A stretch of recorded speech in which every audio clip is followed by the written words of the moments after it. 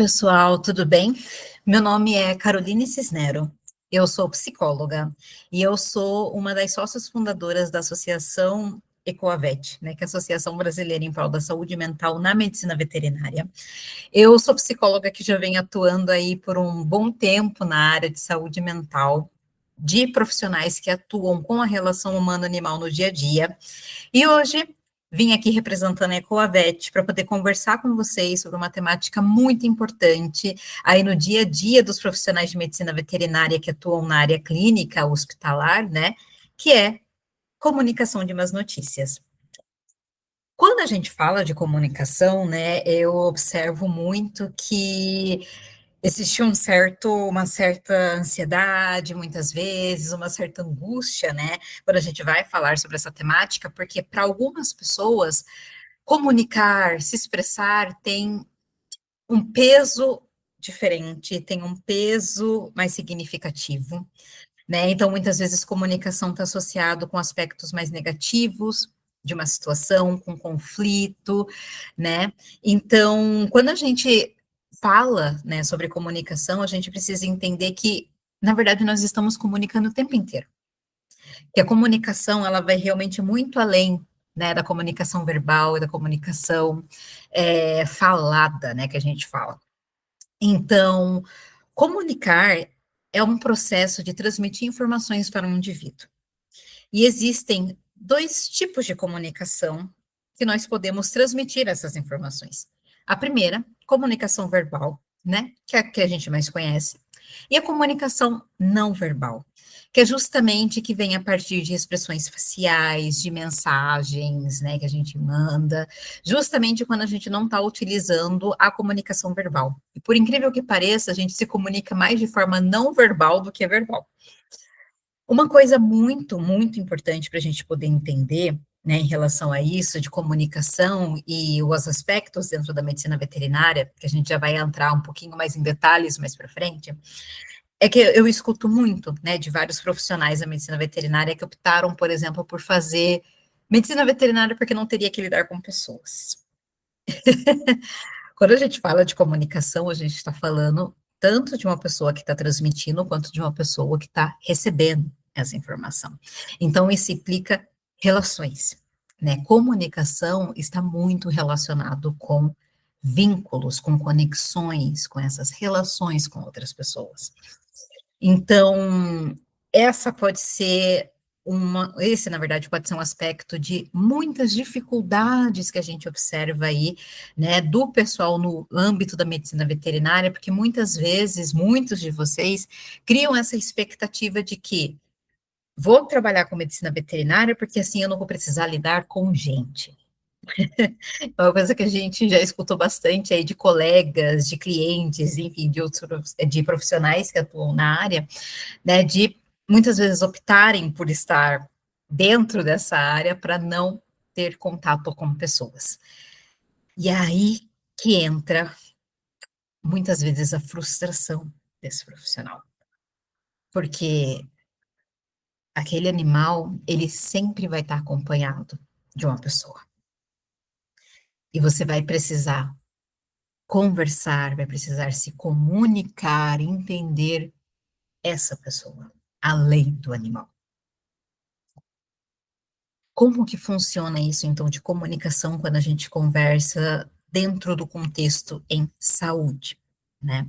Um dos primeiros passos que a gente precisa entender, gente, falando agora de um universo mais interno, é exatamente como é a forma de como eu me comunico com as pessoas, né? Acho que eu vou até voltar um slide aqui para a gente fazer essa reflexão e daí depois a gente passa, né, ali para o contexto de saúde. Mas vamos tentar fazer essa reflexão interna. Como é o meu tipo de comunicação? O que que é essa comunicação? Como que eu transmito? Como que eu me expresso no mundo para as pessoas? Será que eu sinto que eu consigo transmitir de fato aquilo que eu gostaria de estar informando? Como será que isso está sendo recebido por essa outra pessoa? A partir do momento que a gente faz esse tipo de reflexão sobre nós, né, sobre a forma de como isso está afetando as pessoas ao nosso redor, o ambiente ao nosso redor, a gente começa a criar um pouco mais de autoconsciência, para também começar a entender como que esse tipo de comunicação influencia no âmbito profissional, na forma de como eu me comunico com os meus clientes, com os tutores, tá? E no contexto que a gente se encontra. Por quê? A forma de como eu me comunico, por exemplo, em casa ou com os meus amigos, é uma forma totalmente diferente de como eu me comunico quando eu estou no meu ambiente de trabalho, por exemplo, como psicóloga dentro da minha clínica com os meus clientes, né? São posturas diferentes, vocabulários diferentes, né? Mas existe uma essência ali da minha pessoa, né? Ali da minha comunicação e do jeito que eu me expresso. Então, a gente ter uma consciência sobre isso faz com que a gente consiga criar estratégias melhores e mais confortáveis para a gente, da gente conseguir se comunicar em diversas outras áreas da nossa vida. Então, quando a gente está falando, né, de comunicação, em contextos de saúde, como geralmente vem? A comunicação vem em você conseguir transmitir uma informação para o tutor, por exemplo, né, ou para o paciente. É, e uma das coisas que a gente mais observa, né, dentro do contexto de comunicação e a área da saúde, vem relacionada à comunicação de notícias difíceis. Então, primeiro, vamos tentar entender o que são notícias difíceis, né? Ou más notícias, como muitas pessoas por aí também trazem esse termo. Comunicar qualquer situação difícil pode gerar sentimentos de muito impacto. Ou seja, uma notícia difícil, gente, é uma notícia dentro de um contexto que pode afetar a qualidade de vida do paciente e da sua família. Muitos associam comunicação de más notícias apenas como se fossem notícias relacionadas à morte, ao óbito, né? Mas na verdade não. Por exemplo, um paciente que está passando por um processo de descobriu que tem diabetes, vai precisar utilizar uma insulina. Isso pode ser uma má notícia, né? Isso pode ser uma notícia difícil para aquela família que, por exemplo, vai precisar readaptar toda uma rotina, todo um estilo de vida em prol dos cuidados daquele animal que acabou de receber o diagnóstico de diabetes. Ah, vai precisar amputar a perna, né? É uma notícia difícil também, porque também vai demandar muito, né, dessa adaptação, né, dessa nova rotina em volta daquilo, não apenas para o paciente, mas também para a família.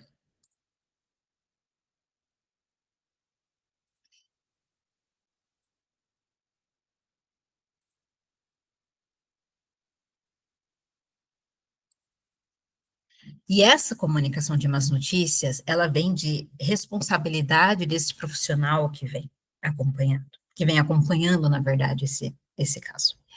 Né? E um dos tópicos que eu gosto muito de trazer aqui é em relação a esse processo de cura, né? Esse tópico é o processo de cura, por quê? Porque muitas vezes, justamente por essa comunicação dessa notícia difícil ser responsabilidade do médico veterinário, não afeta apenas o paciente e a família, mas afeta também muitas vezes esse profissional que, durante uma faculdade inteira, passou por um processo de aprendizagem relacionado apenas ao salvar vidas, né, apenas a solucionar problemas, a ter diagnósticos e soluções para aquilo, né?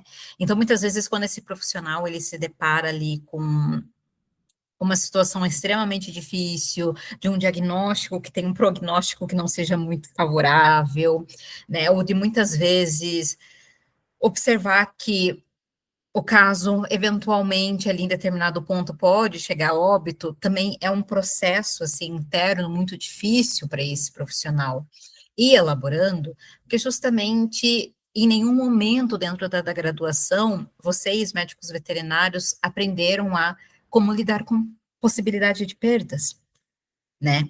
Então, muitas vezes, casos que vêm acompanhados de notícias muito difíceis, diagnósticos, prognósticos muito difíceis, geralmente tendem a trazer uma sensação de fracasso para vocês.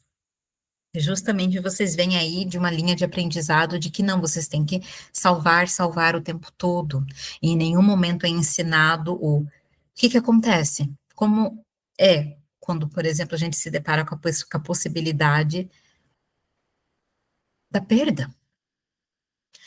Então, a comunicação de notícias difíceis dentro do contexto de saúde, né, de forma geral, ele é extremamente complexo, tanto para o paciente, tanto para os familiares, mas também para o médico veterinário. E a gente precisa analisar toda essa dinâmica e todas essas complexidades emocionais e psicológicas que estão envolvidas dentro disso. Então, como que funciona isso, né? Das más notícias, as inseguranças do médico veterinário.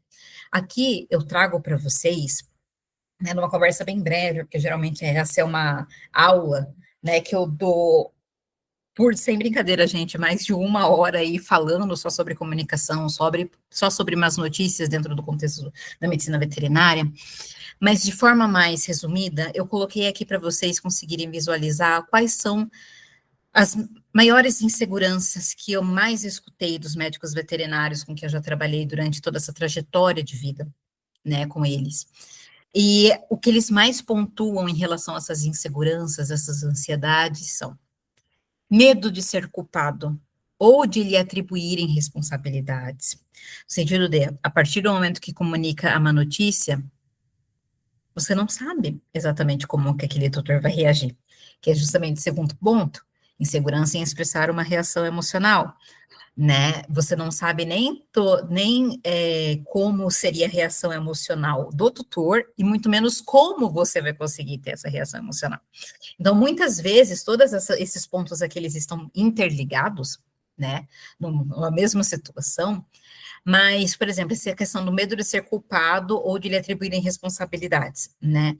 Do tutor falar, não, mas a culpa foi sua, porque você que deixou de fazer isso, você que deixou de informar aquilo. Essa é uma insegurança muito grande. E não é uma insegurança que vem do nada, gente. A gente sabe que dentro de uma situação de muito estresse, né, principalmente de uma situação assim, de más notícias, muitos tipos de emoções, né, acabam passando naquele momento, e tentar encontrar um culpado numa situação numa situação como essa, né, acaba sendo muito mais comum do que a gente imagina, principalmente da parte dos tutores que se encontram extremamente estressados, ansiosos, né, com medo naquele momento. Então, é sim uma realidade, né, que acaba acontecendo, de muitas vezes os tutores acabarem atribuindo responsabilidades e culpa, né? A insegurança em expressar uma reação emocional. Então, de justamente, tipo, puxa, será que eu tenho que chorar junto com o tutor? Será que eu tenho que manter mais distante, sabe, como se fosse um robô em relação àquilo? Então, justamente a insegurança de como será também que a minha postura dentro da comunicação de umas notícias como profissional, né? Não saber todas as respostas colocadas pelos tutores e outras pessoas significativas. Então, muitas vezes você está comunicando as más notícias, né, fazendo essa comunicação da notícia difícil, e o tutor começa a fazer questionamentos que por diversas situações, diversas variáveis, pode ser que naquele momento você não consiga respondê-las.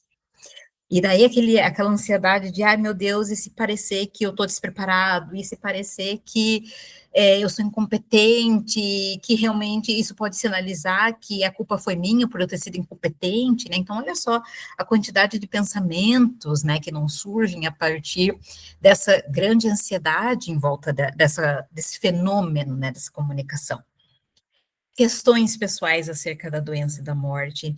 Então, quando eu trago aqui esse ponto, que eu já escutei de muitos médicos veterinários, é de qual que é a sua percepção em relação à doença e à morte? Como comentei anteriormente, profissionais da saúde, de forma geral, são ensinados a salvar, são ensinados a sempre tentar buscar um problema, uma resolução. Nós não somos ensinados a refletir sobre a morte, a doença em si. A gente é ensinado a como resolver isso ou como evitar isso, né?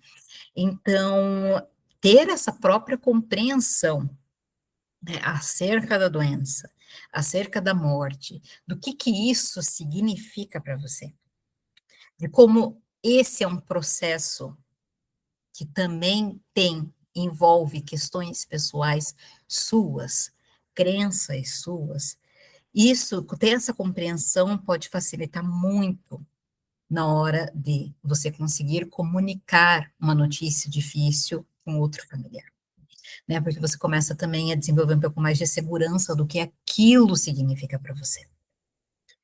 E a questão das reações dos tutores, né, que é inevitável aí a gente observar a quantidade de médicos veterinários que se sentem muito inseguros justamente por não saber, por não conseguir controlar como vai ser essa reação desse tutor ao saber de uma má notícia, né, ao escutar uma má notícia. Como que isso afeta, então, a nossa saúde mental? Claro que quando eu falo, né, de comunicação de más notícias, eu estou trazendo dentro de um panorama, gente, em que diversas outras complexidades que possivelmente, né, terão aí apresentações dentro dessa nossa plataforma da Ecoavet, né, como luto, como burnout, como eutanásia, né, então, assim, todas essas coisas, elas vão acontecendo, essas complexidades, esses fenômenos vão acontecendo de forma conjunta, né, não é como se fosse realmente uma coisa específica. Então, quando a gente entra nesse tópico de como afeta a saúde mental, eu estou trazendo a comunicação de más notícias, tanto com todas essas pequenas e breves resumos que eu trouxe dessas complexidades, né, da comunicação de notícias dentro do ambiente de saúde, como também junto com todas as outras que serão abordadas ainda, né, e que já foram abordadas aqui pelo pessoal da Ecoavet, que também envolvem esses outros fenômenos que afetam a saúde mental desse profissional, tá? Então não vamos olhar para apenas uma coisa isolada, vamos olhar para um conjunto. A gente observa profissionais extremamente estressados, ansiosos, desmotivados.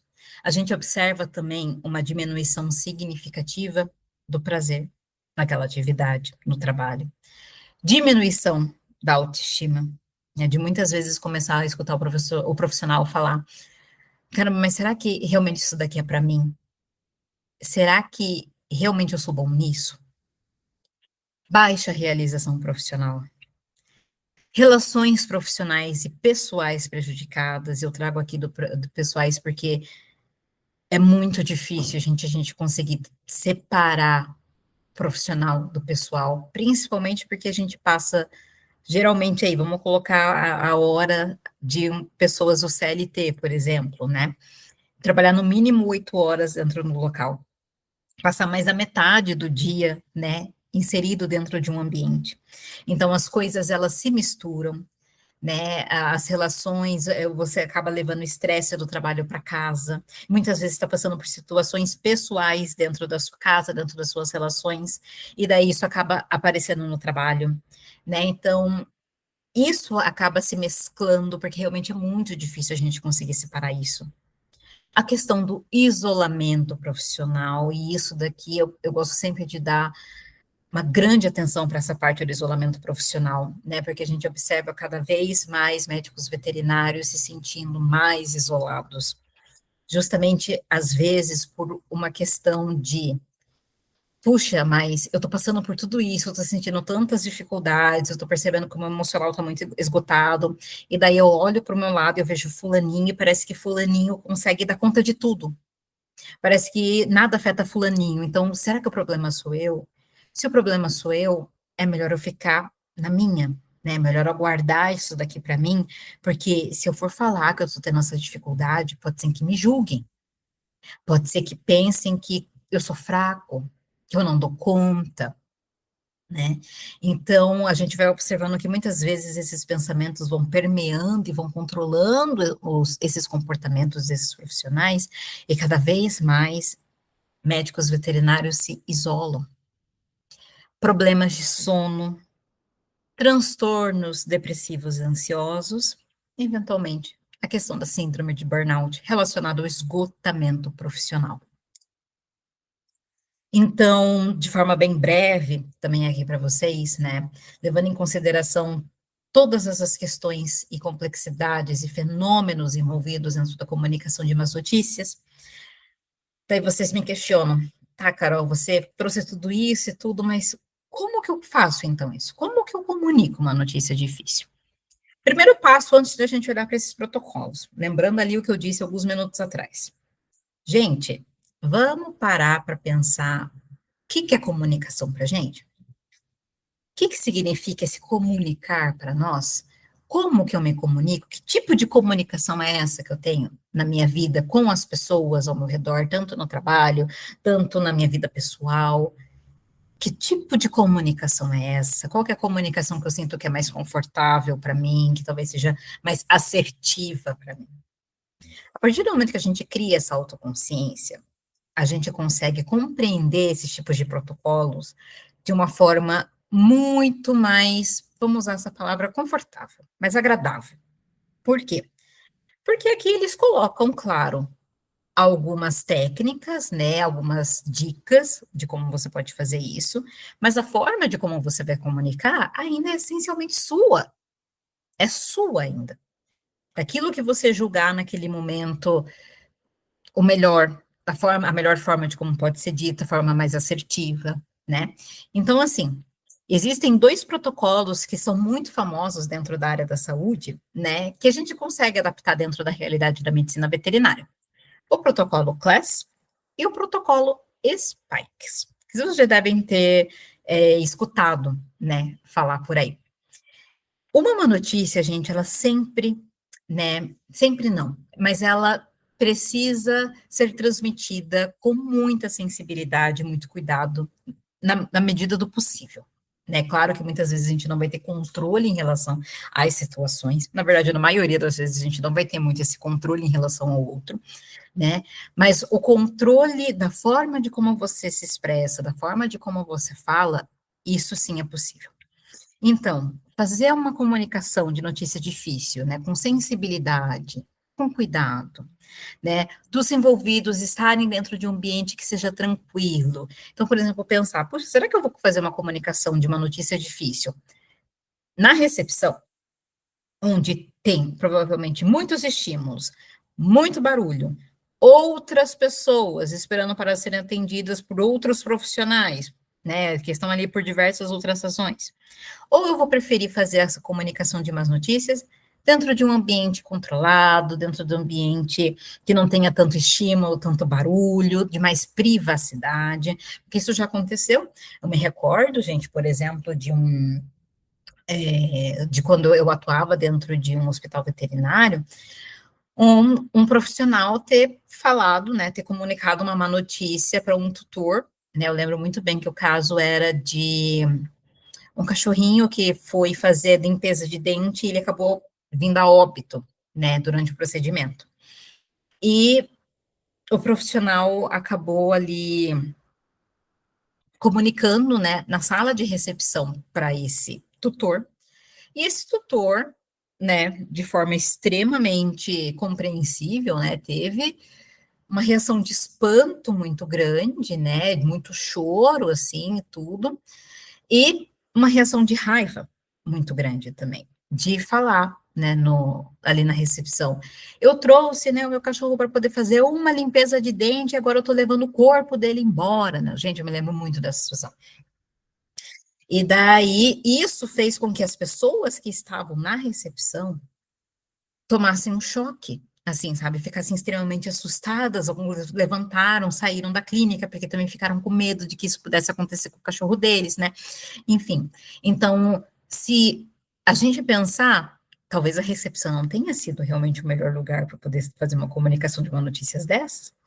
Então, prestar atenção nesses detalhes é extremamente importante, gente, porque isso pode prevenir muitas coisas, tá?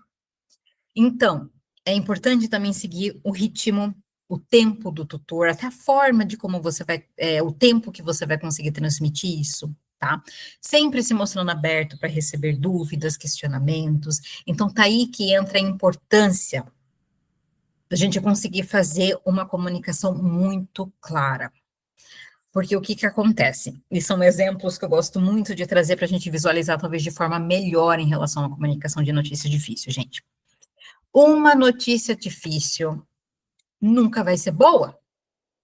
É a primeira coisa que a gente precisa aprender. Uma notícia difícil nunca vai ser boa. Às vezes, a gente cria a fantasia, né, a ideia de que: "Ai, não, mas se eu acrescentar tal coisa, se eu der flores, se eu der chocolate, talvez essa notícia fique fácil, né, talvez essa notícia fique boa". E não é assim que funciona, gente. Então, a primeira coisa que a gente precisa entender também é que uma comunicação de uma notícia difícil sempre vai ser uma notícia difícil, ela não vai mudar, ela não vai se tornar uma notícia boa. É a mesma coisa de como, por exemplo, o filho que está com um monte de nota vermelha no boletim e ele precisa mostrar isso para os pais, e é o dia que ele faz tudo em casa. Ele lava a louça, ele ajuda a mãe dele a estender roupa, ele ajuda a limpar a casa. É aquela criança que, nossa, tá super prestativa. Daí chega à noite, mostra o boletim. Como se realmente, tipo, fazer aquilo fosse amenizar de alguma forma o impacto da notícia. Como se, ah, não, agora que eu fiz tudo isso, mostrar o boletim vai ficar tranquilo, vai ser algo de boa. Ou quando, por exemplo, você está num relacionamento e daí você quer terminar esse relacionamento, você quer terminar com aquela pessoa, e daí você marca um jantar num restaurante muito bom da cidade, leva flores, leva chocolate, leva presentes, e daí ao final do jantar você fala: então eu quero terminar. Vocês conseguem compreender a partir desses exemplos? Uma notícia difícil sempre vai ser uma notícia difícil, tá?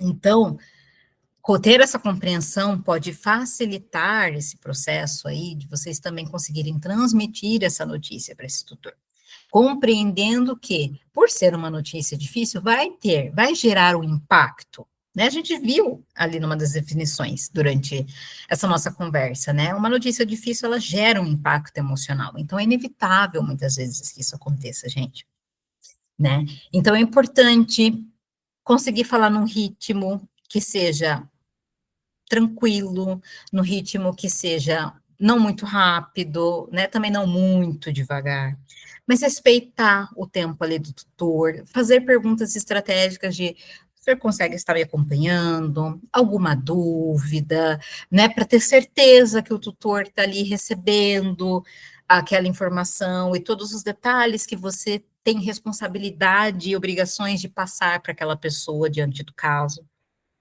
Observar a forma de como o tutor, né, tá recebendo tudo aquilo, a forma de como o tutor tá reagindo a tudo aquilo, né, como a gente explicou ali no começo, a comunicação, ela não precisa ser apenas falada, a comunicação, ela se expressa de diversas formas. Então, muitas vezes, observar as reações que o tutor está fazendo, né, as expressões que o tutor está fazendo, e justamente nesse observar, gente, tentar algumas alternativas de gostaria de fazer uma pausa, gostaria de uma água, gostaria de um lencinho. Já são pequenas estratégias na comunicação, gente, que podem facilitar, né, esse processo da comunicação de uma notícia difícil, né, de uma notícia que já é extremamente complexa e que vai gerar esse impacto emocional do tutor.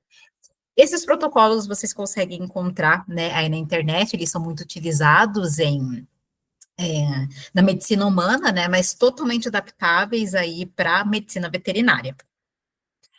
Para finalizar, eu sempre gosto de trazer essa frase que a comunicação de más notícias ou notícias difíceis não é sobre dizer ou não dizer a verdade, mas sim sobre como essa verdade será dita. Gostaria de agradecer vocês por terem aí me escutado, né, um pouquinho, da gente ter conversado um pouquinho aí sobre comunicação de notícias difíceis dentro do contexto da medicina veterinária. Aqui estão os contatos e as nossas redes sociais, e até breve.